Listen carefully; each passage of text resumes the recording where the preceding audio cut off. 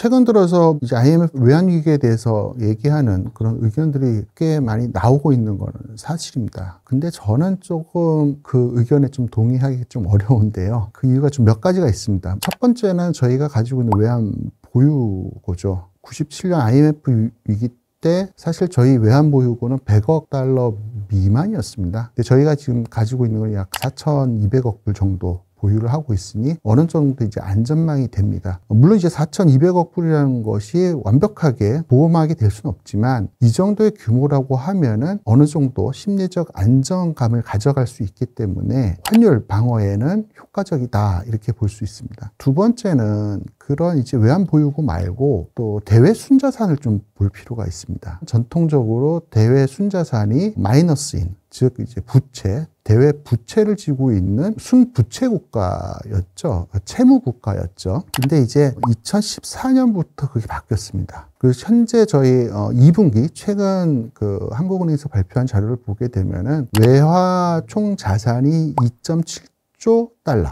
그리고 순자산은 1조 300억 달러 정도를 보유를 하고 있습니다. 과거는 이제 완전히 다른 상황이죠. 즉 우리는 이제 채무국이 아니라 대외에 자산을 쌓아두고 있는 순자산 국가입니다. 1조 달러가 넘는 외화 자산을 가지고 있다는 것은 환율의 변동에 의해서 일정 부분 조정을 할 수 있는 자율적인 메커니즘이 작동이 될 수 있다고 보여집니다. 이게 2014년부터라고 이제 말씀드린 것도 굉장히 좀 중요한 포인트가 있는데요. 우리가 이제 위기설을 얘기하시는 분들의 대부분이 97년과 2008년을 말씀을 하시죠. 그런데 이제 그때와 지금의 상황이 우리 국가가 가지고 있는 재무제표상의 자산 부채의 밸런스가 완전히 지금 다른 환경이라고 볼 수가 있어요. 그래서 단순하게 최근 들어서 환율이 오르고 있다라는 것만으로 외환위기를 언급하는 것은 조금 이제 과도한 예측이 아닐까 그렇게 생각이 듭니다. 그리고 세 번째 이유는 IMF 때 우리 그 산업계 기업들하고 지금하고는 완전히 좀 다른 상황인 것 같아요. 그때는 기업들이 단기 외채를 과도하게 빌려와서 심지어 뭐 부채 비율 500%, 뭐 1000% 그렇게 가는 이제 재벌도 많았었죠. 물론 그것 때문에 이제 많은 그룹들이 해체가 됐는데 지금은 이제 당연히 그렇지가 않습니다. 그래서 기업들의 어떤 건전성 양호해졌고요. 그리고 마지막 네 번째는 금융기관입니다. IMF 때 출발은 이제 기업에서 했었지만 결국에는 그것이 은행의 부실로 이어졌지 않습니까? 그때 당시에 은행의 어떤 규제 상황이나 이런 것을 봤을 때 글로벌 스탠다드에는 좀 미치지 못했죠. 그래서 BIS 비율도 그때는 양호하지 못했고요. 하지만 지금은 좀 많이 달라졌습니다. 은행 자체적으로도 건전성을 많이 양호하게 개선시켰고 또 금융당국도 감독 체계를 많이 엄격하게 적용을 하고 있기 때문에 결론적으로 말씀드리면은 우려는 있지만 그래도 IMF의 외환 위기와 같은 상황으로 전개되기는 조금 힘들지 않을까. 그렇게 보기엔 좀 무리가 있지 않을까. 저는 그렇게 보고 있습니다. 저는 이제 구조적인 전환의 초입기 같은 생각을 좀 가지고 있습니다. 첫 번째로는 사실 우리가 역사적으로 이렇게 되돌아보게 되면은 80년간 저희는 자유무역주의가 지배하는 사조 속에서 살고 있었어요. 그보다 더 오래 보게 되면은 이제 보호무역주의와 자유무역주의가 서로 이제 힘겨루게 일을 했었죠. 근데 굉장히 오랜 기간 우리는 자유무역주의 세상에서 살고 있었죠. 그것이 이제 바뀌는 조짐을 좀 보이고 있습니다. 트럼프의 이제 관세 정책은 단순하게 이제 관세를 올리는 것으로 끝나는 것이 아니라 전반적인 이제 블록화를 초래할 수가 있거든요. 물론 이제 역사적으로 보게 되면 이런 이제 자유무역주의가 있다가 보호무역주의가 이렇게 뜨던 시절이 있었습니다. 결국에 다시 좀 회귀를 했지만 일단은 큰 변화의 조짐이 나타나고 있다. 이렇게 보여주고 있습니다. 두 번째로는 이제 달러 패권의 약화입니다. 달러 패권은 미국의 부채 규모가 워낙에 지금 과도하게 증가하다 보니까 거기서부터 이제 발생을 한 거고요. 그러면서 최근 들어서 어떤 이제 자산 시장의 거품까지도 이뤄내고 있는 상황까지 지금 초래를 했습니다. 많은 분들이 이제 알고 계시지만 올 4월이었죠. 지니어스 액트가 나오면서 이제 스테이블 코인 법안이 나왔습니다. 스테이블 코인 역시 이제 미국 국가 부채를 좀 해결하기 위한 방안인데요. 기존의 통화에 이제 스테이블 코인이라는 이제 가상화폐까지도 같이 이제 등장하는 시기입니다. 아직 우리가 이 통화 질서에서 겪어보지 못한 길을 가야 되는 지금 상황이기 때문에 큰 변화의 조짐이 이 역시도 나타나고 있다라고 좀 보여지고 있고요. 그리고 이제 우리나라도 문제가 좀 되고 있지만 미국도 마찬가지입니다. 가계부채가 좀 많이 증가를 했습니다. 가계부채 문제가 있고 이것은 언제나 경제의 불안 요인으로 지금 잔존을 하는데 이것이 이제 전 세계적인 일반적인 이제 현상화되고 있습니다. 어떤 이제 위기와 역사적인 이제 변환점은 여러 곳에서 이제 발생을 하지만 저희가 이제 늘 관심 있게 지켜봐야 되는 그런 요인인 것 같고요. 마지막 네 번째로는 AI 기술과 관련된 부분입니다. 이 AI 기술이라는 것은 사실 금융뿐만 아니고 산업 전반 그리고 우리의 어떤 문화와 생활까지도 큰 영향을 주지만 금융의 국간에서 좀 본다라고 했을 때는 어떤 신기술이 등장하고 나서는 거기에 따른 거품들이 이제 발생을 하고 그 거품 이후에는 또 붕괴 또는 이제 후퇴 여러 가지 이제 좀 문제점들이 발생을 했습니다. 아주 오래전으로 보게 되면은 사실 신대륙의 발견도 그것도 이제 신기술의 영역이었습니다. 우리가 신기술이라 얘기하면은 뉴 이코노미와 같이 이어지게 얘기를 하죠. 그래서 신대륙의 발견이라는 것을 통해서 뉴 이코노미가 탄생을 했고요. 그리고 그 이후에는 산업혁명, 철도, 최근 들어서는 인터넷 혁명들이 있었죠. 그럴 때마다 저희는 여러 이제 굴곡을 거쳐 왔었던 겁니다. 혁신은 이제 사람들의 어떤 과도한 열망에서 시작되기도 하고요. 그것이 이제 거품을 일으키기도 하는데요. 그걸 통해서 이제 다시 새로운 체제로 이제 변환도 일어나게 됩니다. 지금에 있는 AI 혁명이라는 것도 사실 어떻게 이제 경로가 나타날지는 예측하기 상당히 힘들지만 이미 벌써 어떤 거품에 대한 논의들이 있습니다. 그래서 이 부분 역시도 주의 깊게 봐야 되는 부분이 아닐까 생각을 하고 있습니다.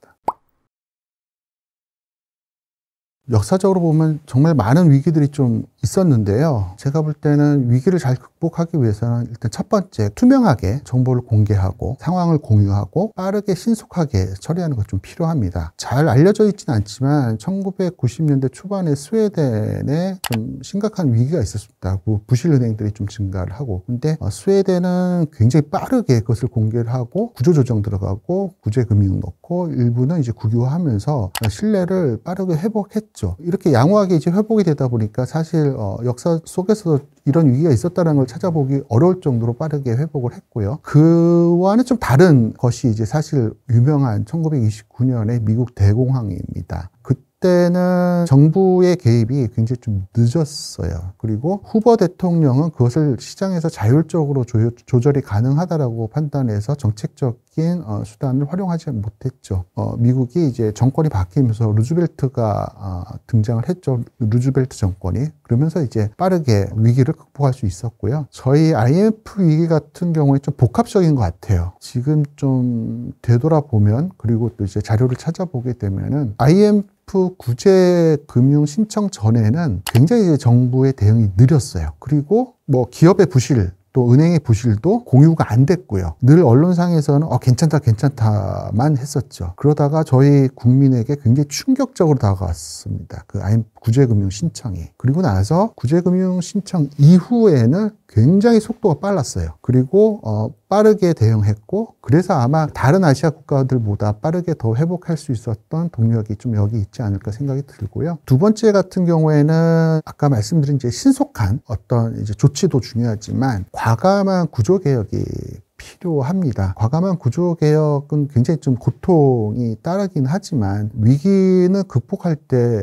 어느 정도의 속도를 가지느냐가 굉장히 중요하거든요. 우리가 많이 알고 있는 잃어버린 30년의 일본의 케이스를 보게 되면은 80년대 후반에 이제 버블이 발생을 했고 그때부터 금융기관의 어떤 부실들이 증가를 했습니다. 그런데 이제 정부에서는 그 부실을 사실은 좀 덮어두고 은행들을 살리는데 좀 집중을 했죠. 그래서 그때 당시에 이제 좀비 은행이라는 얘기들도 있었습니다. 그래서 정상적인 상황으로 봤을 때는 이제 퇴출돼야 되는 은행들인데 계속 이제 영업을 유지하는, 그러면서 이제 과감한 구조 개혁이 이루어지지 않다 보니 장기간 이어진 그런 측면들이 있었어요. 세 번째로 보게 되면은 정부의 개입입니다. 사실 어떤 위기가 오게 되면은 통화 정책과 재정 정책이 같이 움직여줘야 됩니다. 이 통화 정책은 중앙은행이 펼치는 정책이고요. 재정 정책은 재무부와 같은 이제 정부가 펼치는 겁니다. 어떤 위기에서는 이 둘이 같이 이제 움직여줘야 되는데 빠르게 이루어지지 않고 지연을 한다라고 했을 때는 이것이 이제 위기가 굉장히 오래가는 모습을 보이게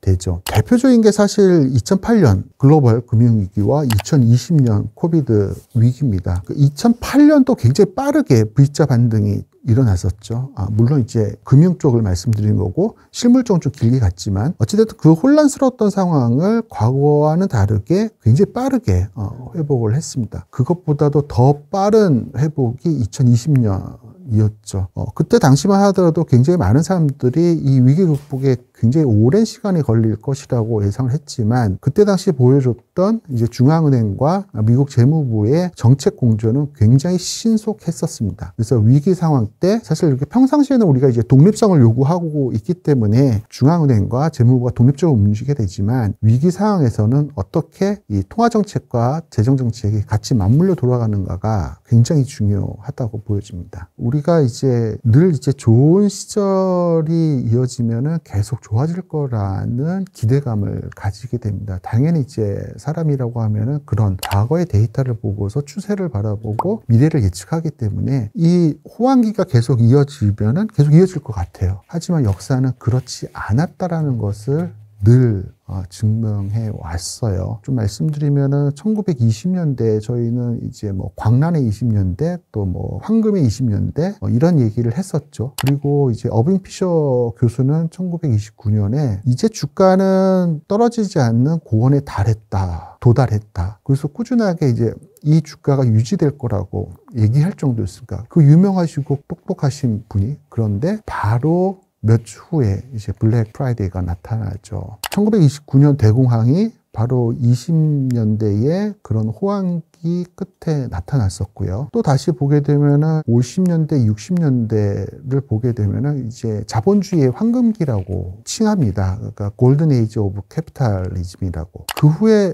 70년대 기억해 보시면 스태그플레이션 나타났었고요. 그리고 석유 파동이 있으면서 굉장히 힘든 시기를 또 거쳤죠. 그런 시기를 거치고 또 이제 80년대 후반부터는 저희가 이제 대안정기라고 하는 그레이트 모더레이션 기간이라고 얘기를 합니다. 20년간 그 이어졌던 대안정기. 어떤 분들은 그때 이제 골디락스 경제라고 비교를 하기도 하죠. 많이 하는 골디락스. 그리고 나서 2008년 이제 금융위기가 닫혔거든요. 금융시장은 이제 본질적으로 어떤 외부 충격이 없어도 불안정성이 안정을 만들고 안정이 또 불안정을 만든다라는 어떤 민스키 이론이 있습니다. 그래서 이제 민스키 교수가 얘기하셨던 그런 이제 구조적인 특성이 있기 때문에 늘 우리는 좋을 때, 안 좋을 때를 대비하고 그것이 올 수 있다라는 준비를 하는 것이 꼭 필요한 것 같습니다. 지금처럼 에브리띵 랠리가 계속 이어지는 국면에서는 그 점을 더 유념해야 되지 않을까 그렇게 생각합니다. 매일매일 이제 경제 지표들이 나오죠. 그리고 정말 많은 지표들이 나옵니다. 근데 제가 좀 한 가지 말씀드리고 싶은 것은 매일매일 우리가 보는 그런 어떤 시장의 움직임, 지표들의 움직임에 매몰되지 않았으면 좋겠다라는 겁니다. 사실 매일매일 그 금융시장에 있는 전문가들도 그 많은 지표들과 신호들 속에서 다른 해석을 하거든요. 그 해석이 이제 맞을 수도 있고 이제 틀릴 수도 있는데요. 우리의 일반인들이라고 하면은 잔파 파도에 매몰되기보다는 시장의 큰 흐름에 어떻게 저희들이 대응을 할 것인가에 좀 더 주목하는 것이 좋지 않을까 생각이 듭니다. 앞서 말씀드렸던 금리의 변화와 유동성의 확대 문제, 이거는 이제 큰 파도에 해당이 될 수 있을 거고요. 그리고 이제 AI 혁명에 의해서 발생하고 있는 경제의 구조의 변화, 이런 것들이 굉장히 좀 큰 파도에 해당이 될 수 있을 것 같습니다. 특히 저는 좀 많이 강조드리는 것이 인플레이션과 금리의 변화이기 때문에, 통상 우리가 이제 투자를 하시는 분들이, 주식을 투자하시는 분들은 주식시장 지표만 보세요. 그리고 이제 부동산 투자하시는 분들은 이제 부동산 지표만 이렇게 보시는데요. 모든 자산들은 그 기저에 유동성이라는 게 영향을 줍니다. 그리고 그 유동성은 바로 금리와 직결되어 있죠. 그래서 어떤 채권 시장과 금리 상황을 유심히 살펴보는 그런 것이 중요하다고 저는 보여집니다.